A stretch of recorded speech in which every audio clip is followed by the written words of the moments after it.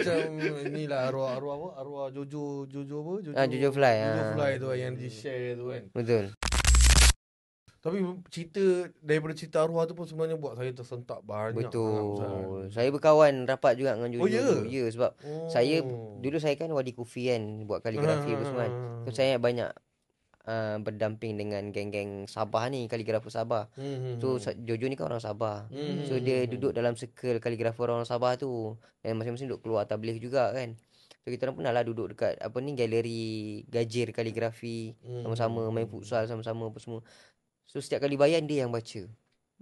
Ya, walaupun dia cerita waktu dia umur 30 lebih apa semua, Al-Fatihah pun tak hafal. Sebelum dia berhijrah tu. Solat pun tak tahu. Dengan kehidupan apa semua.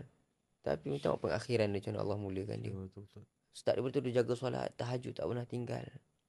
Oh, Masya Allah. Dan muka dia memang, kalau tengok waktu sebelum dia berubah dengan lepas dia berubah, nur di wajah dia tu memang jelas. Ya, Kita boleh nampak lah sebenarnya. Yalah, Kalau orang betul-betul berubah ni, kita boleh nampak. Walaupun dulu dia kaki botol, muka dia gelap, macam tak ada. Yelah tak ada, bukanlah sinar lah. tak adalah putih pun muka dia, gelap juga muka dia. Tapi faham tak, kita tengok jadi tenang muka dia lepas dia berubah tu. Ramai kawan saya rindu kepada tanah suci. Jangan lupa dapatkan wangian Raudhah dan juga kasturi dari bumi Madinah Al-Munawwarah, khas daripada di Haramain. Ya, Ustaz. Zik tu kan yang buat frame tu. Ingat siapa nama dia? Saya tak nak sebut lah dalam ni. Itu sahabat saya, dia tukang buat frame. Kaki arak, kaki perempuan. Lepas tu kaki gaduh, kaki pukul semua. Dia dapat buka kedai buat frame. Kan saya buat frame dulu kan. Dia tukang buat frame saya. Dapat kedai buat frame. Kedai tu sebelah surau. Setiap kali azan dia menyuruh. Menyuruh malu lah. Malu aku dah lah. Aku tak semayang. Dia tak semayang. Tapi sebenarnya sebab Allah bagi dia kedai kecil tepi surau tu. Dekat dia dengan surau. Makin dekat. Lalu dia join tabligh. Sekarang ni saya tengok muka dia, Masya Allah, macam ustaz.